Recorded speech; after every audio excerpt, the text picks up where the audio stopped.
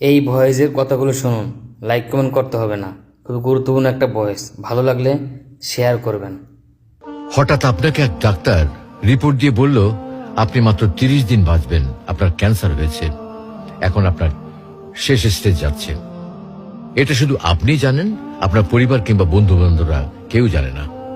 এখন এই রিপোর্ট পাওয়ার পরে আপনি বাসায় গেলেন, প্রতিদিনের মতো আজকেও আপনার বাবা আপনাকে বকাঝকা শুরু করলো, তোকে দিয়ে কিচ্ছু হবে না, সারাদিন কোথায় থাকিস তুই, অকাজের ছেলে, ইত্যাদি ইত্যাদি। এই মধ্যবিত্তের বাবার যেমন হয় আর কি।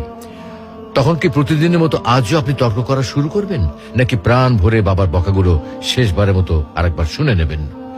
হঠাৎ আপনার মা এসে আপনাকে বলল, নে বাবা ভাতটা খেয়ে নে।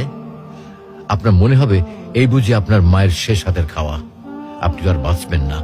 আপনি পরম তৃপ্তি নিয়ে খাবেন এবং আপনার কাছে মনে হবে এটা আপনার শ্রেষ্ঠ খাবার, যদিও ডাল ভাত হোক না কেন।